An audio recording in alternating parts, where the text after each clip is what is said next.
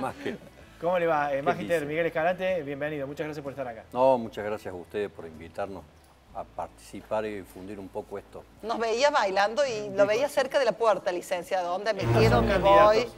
¿Era este programa el cual tenía que venir? Sí, era este Y programa. bueno, siempre en toda locura hay algo de gran diversión. Claro. Así que me parece que es bueno divertirse. Ahí está, gracias. Bueno, y es bueno hablar de la salud mental porque por estas épocas se habla mucho de la salud mental, pero es poco el conocimiento que la gente tiene en definitiva. Se le dice loco a una persona que tiene puede ser un amplio abanico de patologías que ustedes conocen más al detalle al ser psicólogos y psiquiatras los que van a trabajar acá. Sí, en principio, mira, yo te diría que primero aclararles que la maestría esta en salud mental es una maestría cogestionada por dos facultades, que es la Facultad de Ciencias Médicas y la Facultad de Psicología, y quien hace, digamos, quien reúne y hace anclaje esto es la Escuela de Salud Pública. Con eso ya te da una pauta, qué orientación y hacia dónde estamos mirando nosotros cuando hablamos de salud mental. Como vos bien decís, cuando se habla de salud mental, en realidad se habla de mucho y no se sabe de qué se habla, porque hay muchas miradas, muchas teorías, muchas perspectivas.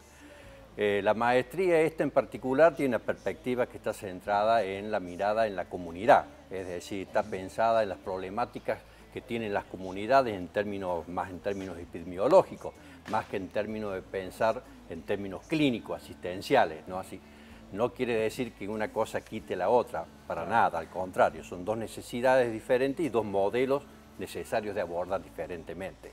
Lo que nosotros tratamos de pensar y pensar las problemáticas ya no en términos de patología, sino en problemáticas, es decir, son problemas vinculados al sufrimiento psíquico, al sufrimiento de la vida cotidiana de las personas, que en alguna medida esas cosas se van agudizando con el tiempo, con las frustraciones, con las problemáticas sociales, con la economía, y eso en algún momento, como se denomina comúnmente, entra en crisis. Licenciado, ¿por qué no se hace prevención en lo que respecta a la salud mental? Siempre se ataca la patología cuando ya está presente, pero ¿por qué no cuidar?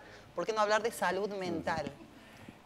Es muy bueno lo que vos preguntás, porque realmente ese es uno de los déficits, sobre todo en lo que se llama políticas públicas, que es de donde nosotros estamos parados.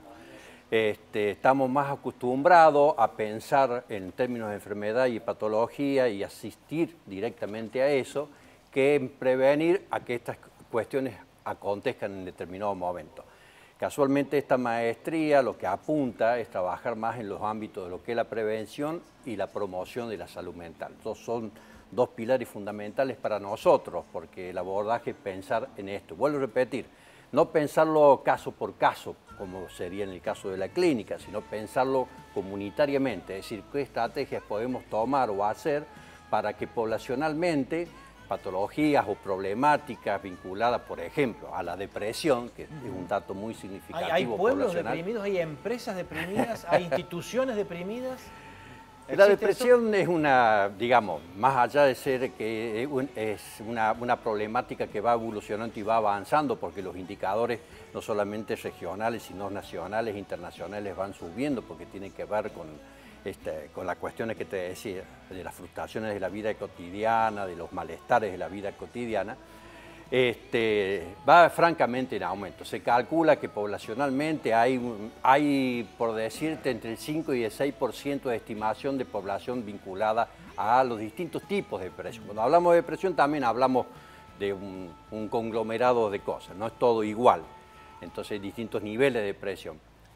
Y vos me decís de empresa, nosotros hicimos un estudio hace unos años atrás a los empleados de la Policía Judicial. Ajá. Hicimos un estudio vinculado a la depresión y la ansiedad. Sí. Y los indicadores y los resultados nos dieron que estaban por encima del 50% de la población afectada con esto. Caramba. Para que veas qué vinculación directa hay con el trabajo y la vida de las personas. Licenciado, y si estamos en un ambiente tóxico, un ambiente enfermo, ¿cuáles serían las prácticas saludables de modo individual para aplicar y tratar de no enfermarnos? Claro, yo creo, mira, yo individualmente no estoy enfocando esto porque casualmente nuestro enfoque no es clínico, no es abordarlo a persona por persona, sino abordarlo de una estrategia comunitaria. ¿Qué podemos pensar socialmente o comunitariamente para pensar esto? Una de las cuestiones básicas es pensar los estilos de vida, los modos de vida.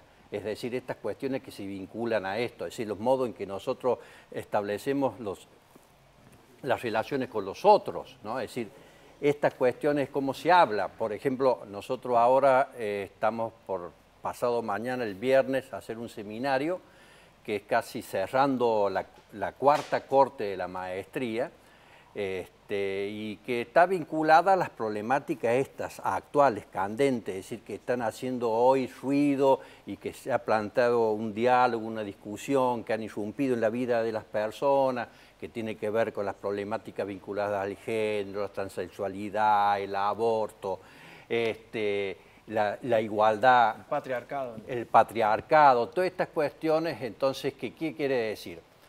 Que en buena hora que se van desnaturalizando estas problemáticas y está abriéndose un debate. Entonces, la idea nuestra es contribuir en primera instancia a este debate, ¿no? Es decir, ponerlo sobre la mesa y ver todas las opiniones que hay sobre esto, ¿no? Bueno, a partir de eso es importante, ¿no? La difusión, hablarlo, debatirlo, porque si lo guardamos abajo de alguna alfombra, por ejemplo, eso emerge y tal vez emerge peor, ¿no?